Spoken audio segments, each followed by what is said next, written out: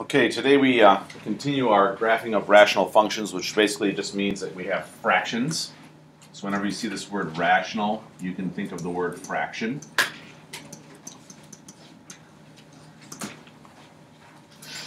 And a vertical asymptote in our vocabulary is a vertical line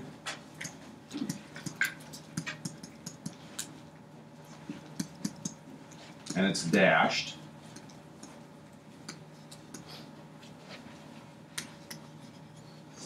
That the graph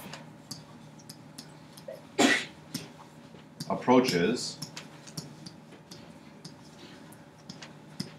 but never touches.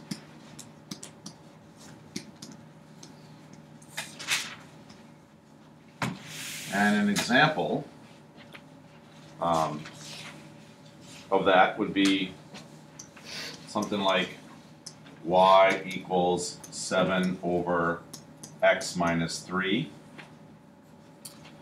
And then the vertical asymptote would be the x equals 3, because that's what makes the bottom, or in other words, the denominator, equal to 0.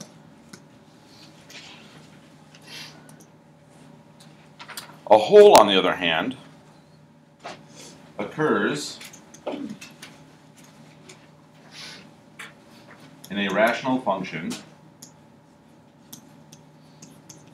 or I can just put down the equation, I suppose.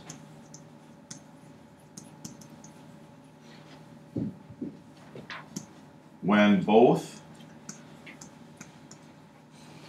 the top and the bottom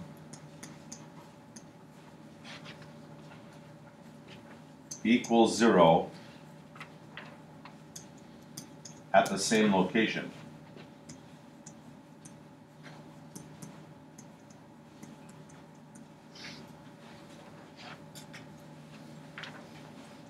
For example,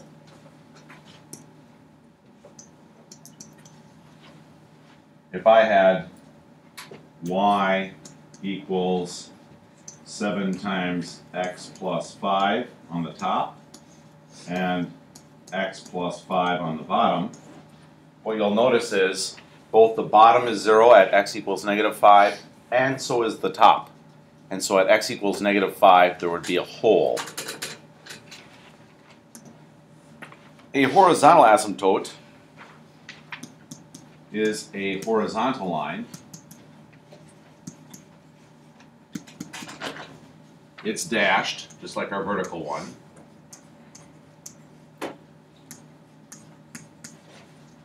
That our graph approaches but never touches.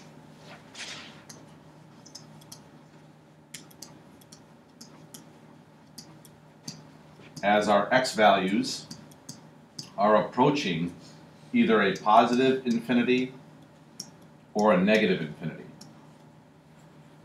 An example of that is if I have the equation y equals 7x minus 3 over 2x plus 5. If I were to look into my calculator and plug in really huge values, like 1 million. As you plug in 1 million and you look at the top, that minus 3 is insignificant, because 7 times 1 million is 7 million. And 7 million minus 3 is really close to 7 million. And if I plug a million into the bottom, I have 2 times 1 million plus 5 more. The plus 5 is really insignificant. So what ends up happening is I end up looking at really only the 7x and the 2x. And as I look at the 7x and the 2x, 7x divided by 2x is 7 halves, or 3.5. That means that I'm going to end up with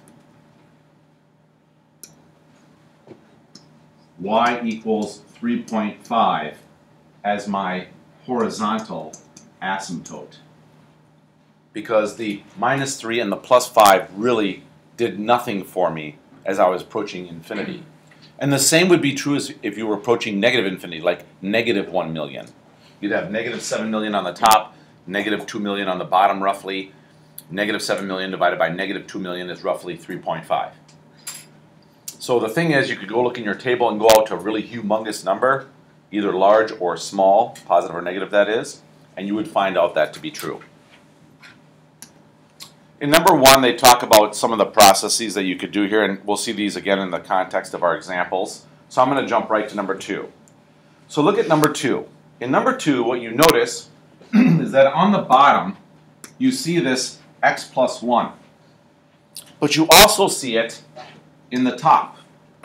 And we just got done talking about if you see something in the top and the bottom that are exactly the same, that's not an asymptote, that's called a hole.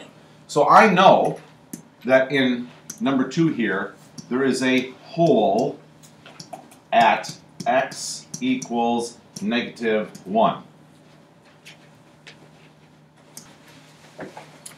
In number 3, we see two things going on. As we saw in number 2, we see the x plus 5s that are the same in the top and the bottom. But then we also see an x minus 3, which has no matching on the top. So what I would say in this particular problem is, first of all, that I have a hole at x equals negative 5. But then I would also say that I have a vertical asymptote at x equals 3. Because the 3 makes the bottom 0, and the 5, which is negative, makes the bottom 0, but it also has one on the top. And because there's one on top and bottom, it's a hole. If there's not one on the top and the bottom and it's just on the bottom, then it's a vertical asymptote. And number 4, a few examples. Here they're only talking about the horizontal asymptotes that they care about. So let's just talk about the horizontal asymptotes. The first case scenario is where you see x's on the top and the bottom, and those are the highest things or the biggest things that are occurring, both top and bottom, meaning 2x, as I plug in a very large number like 1 million, is so much bigger than the number 3 that we don't really worry about the number 3. So all I really care about is what's happening with the 2x. And on the bottom, an x and a minus 2, as I get to some really big number like 1 million, the 1 million completely overpowers the minus 2. So all I really care about is the x. And when I think about 2x divided by x, the answer that I get is y equals 2. Because 2x divided by 1x is 2. So that's my horizontal asymptote. So that's one case that could happen.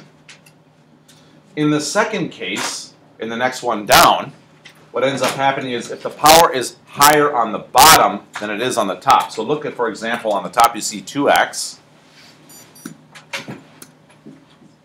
But on the bottom you see x squared. And the x squared has a higher power than the x. Whenever that happens, your horizontal asymptote will always be equal to 0. So when the power on the bottom, the biggest power you see, is larger than the biggest power you see on the top, then your horizontal asymptote is always 0. In the last case scenario, what you'll notice is that the power on the top is larger than the power on the bottom. If that ever happens, then there is no horizontal asymptote. So if the power on the top, the numerator, is larger than the power on the bottom, the denominator, there will be no horizontal asymptote.